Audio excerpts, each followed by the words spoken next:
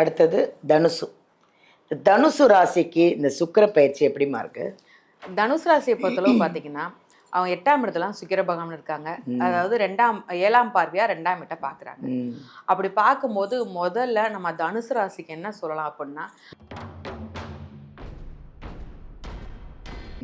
2வது வந்து பார்த்தீங்கன்னா, உங்களுக்கு தனலாபம். இது அமௌண்ட் இதுனாலும் இன்னொன்று தொழில் வருமானம் எப்பவுமே உங்களுக்கு வந்துக்கிட்டே தான் இருக்கும். இன்சூரன்ஸ் பணம், அதாவது ஒரு வயசானவங்களுக்குலாம் பார்த்தீங்கன்னா பென்ஷன் பணம்லாம் நிறைய தடங்கலாகிட்டே இருக்கும் உங்களில். இப்போ தனுசு ராசி நேயர்களுக்கு கூட்டு கொண்டு வந்து கொடுப்பாங்க. ஒரு குழந்தைகள் சொற்படி கேட்கறதா இருக்கட்டும், குழந்தைகளுக்கு தேவையான படிப்பு வந்து அவங்களுக்கு இஷ்டப்படியான படிப்பை செலக்ட் பண்ணுறதுக்கு உண்டான சுதந்திரத்தை தனுசு ராசி நேயர்களான நீங்க கொடுப்பீங்க. அதுதான் உங்கள் குழந்தைகளுக்கு ஒரு பெரிய சப்போர்ட்டிவா இருக்கும். ஏன்னா இவங்க எப்படின்னா, எந்த ஒரு இதுவும் சரி நம்ம வந்து சரியா படிக்கல, நம்மளுடைய வாழ்க்கை தான் இப்படி இருக்குது, நம்மளுடைய குழந்தைகளுக்கு நம்ம ஃபோர்ஸ் பண்ணக்கூடாது அப்படின்னு ரொம்ப யோசிப்பாங்க. இவங்க தெய்வ வழிபாடு வழிபடுறதை விட ரொம்ப முக்கியமான வழிபாடு மாமனார் மாமியார் வழிபாடு பண்ணணும். முக்கியமா தனுசு ராசிக்காரவங்க ரொம்ப முக்கியமா மாமனார் மாமியார் வழிபாடு. ஏன் அது மாமனார் மாமியார் வழிபாடு?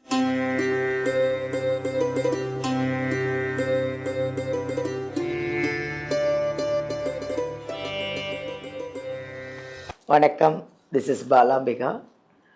உலகமெல்லாம் எங்கள் ஜோதிடர் யுகம் சேனல் அனைவருக்குமே ரசிக பெருமக்கள் அப்படின்னு சொல்லணுங்க.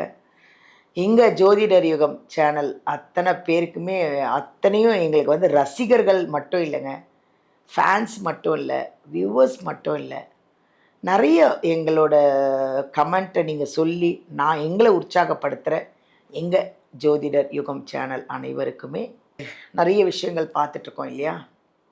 இன்றைக்கி வந்து சுக்கிர பயிற்சி பார்க்க போகிறோம்.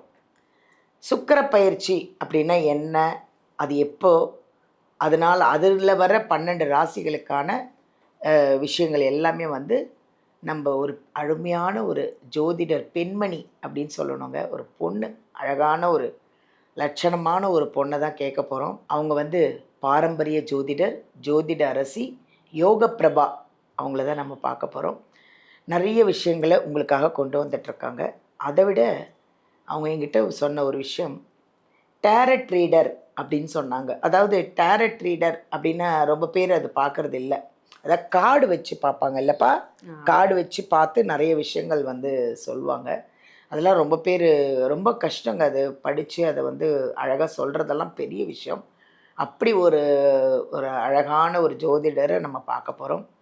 நான் மட்டும் பார்த்ததில்ல, நீங்களும் பார்க்கணும். அவங்கக்கிட்டேருந்து நிறைய விஷயத்த நீங்களும் கேட்டு தெரிஞ்சுக்கலாம்.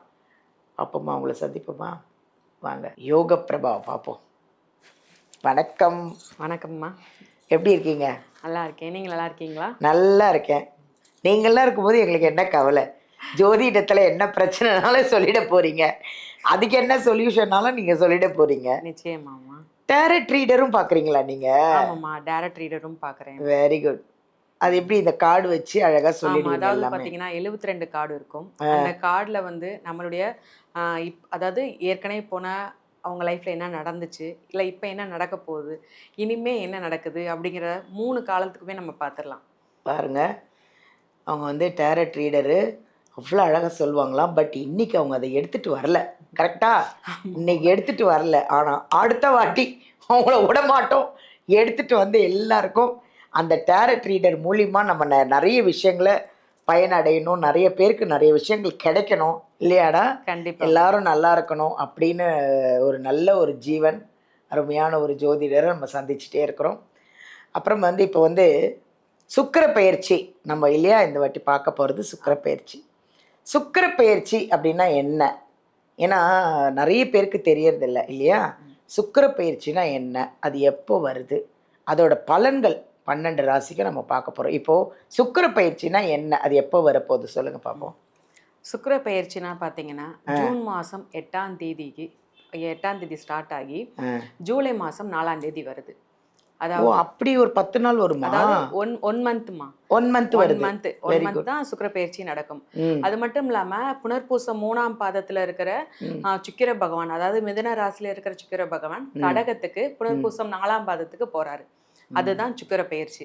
அப்படி பண்ணும்போது பொதுவாகவேவும் சுக்கிரனை நம்ம எதுக்கு காரகத்துவமா சொல்லுவோம்னா பெண்களுக்கு சொல்வோம். பெண்கள் நறுமண பொருட்கள், புதிய வீடு, புதிய முயற்சி, ஒரு ஆடை ஆபரணம் புதுசா வாங்குறது, வீடை வந்து சிலர் வந்து பாத்தீங்கன்னா இருக்கிற வீடை வந்து கொஞ்சம் நல்லா மாடலா மாத்தணும்னு சொல்லி மாத்துவாங்க. இந்த மாதிரி விஷயம். அதாவது ஃபுல்லா இது வந்து பெண்களுக்கான விஷயம். பெண்கள் தான் மோஸ்ட்லி. பாருங்க, ஆண்கள் கிடையாது. பெண்கள் எங்களுக்காக நிறைய விஷயத்த கொண்டு வந்திருக்காங்க. அதனால பெண்கள் எல்லாரும் கவனமா பாருங்க. இந்த சுக்கிர பெயர்ச்சி உங்களுக்கு தானா, ஓகேவா? இதுல சுக்கிர பகவானுடைய பெயர்ச்சி வந்து பொதுவா அந்த நகை ஆபரணத்துல வீடுல மட்டும் மாற்றம் இல்லாம தொழில்னு சொல்லி பார்த்தோம்னா கலைத்துறை, நாடக தொழில்ல, மேலும் இந்த அந்த சினிமா, ஒரு கவிதை, ஒரு புத்தகம் அப்படின்னு சொல்ற மாதிரியான அனைத்து விஷயத்திலுமேவும் புதிய ஒரு மாற்றத்தையும் ஒரு முன்னேற்றத்தையும் கொண்டு வந்து கொடுக்க போறதுதான் சுக்கிர பகவான். சூப்பர். இந்த காலகட்டத்துல இன்னும் ரொம்ப முக்கியமான விஷயம் என்னன்னா நறுமணம் சார்ந்த பொருட்களோட வியாபாரம் வந்து அதிகமா இருக்கும். ஏன்னா சுக்கிர பகவான் வந்து நறுமணத்துக்கு ஒரு அதிபதி. ஸோ சென்ட் ஃபேக்டரியா இருக்கட்டும், புதுசா இருந்து ஊதுபத்தில இருந்து எல்லா அதனுடைய பொருளாதார முன்னேற்றமும் அதிகமா கொண்டு போற மாதம்னா நம்ம சுக்கிர பயிற்சியை சொல்லலாம். சூப்பர். அடுத்தது தனுசு. தனுசு ராசிக்கு இந்த சுக்கிர பயிற்சி எப்படிமா இருக்கு? தனுசு ராசியை பொறுத்தளவு பாத்தீங்கன்னா அவங்க 8ஆம் இடத்துல சுக்கிர பகவான் இருக்காங்க.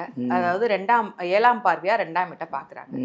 அப்படி பார்க்கும்போது முதல்ல நம்ம தனுசு ராசிக்கு என்ன சொல்லலாம் அப்படின்னா அவங்களுக்கு திடீர் அதிர்ஷ்டம், ஏதாவது ஒரு வகையில பணம் வரும். அதாவது இவங்க முன்னாடி பண்ண ஒரு நல்ல விஷயங்கள், அதாவது சுக்கிரன் பகவான் என்னன்னா பாதி கர்மாவையும் கொடுக்குது. அதாவது நீங்க இதுக்கு முன்னாடி தர்ம எவ்வளவு தூரம் பண்ணீங்க, எவ்வளவு தூரம் நல்லது பண்ணியிருக்கீங்க, அதற்கேற்ற மாதிரியான பலனையும் இவர் கொடுக்குறாரு. ஸோ ஒண்ணுமே பண்ண வேணாம், ஜஸ்ட் ஒரு நேரத்துக்கு உங்களை சாப்பிட முடியாதவங்களுக்கு ஒரு டீ வாங்கி கொடுத்துருப்பீங்க, இல்ல ஒரு 5 ரூபா பண்ணு வாங்கி கொடுத்துருப்பீங்க. அது இப்போ உள்ள காலகட்டத்துல நீங்க கஷ்டமா இருக்கும்போது எனக்கு ஒரு விடிவு காலம் பிறக்காதா, இந்த இடத்துல இருந்து நான் முன்னேற மாட்டேனான்னு சொல்லி நினைக்கிற உங்களுக்கு அது உங்களுக்கு கை கொடுக்கும். ஏதாவது ஒரு வகையில மோஸ்ட்லி பெண்கள் வழியில உங்களுக்கு கை கொடுப்பார்.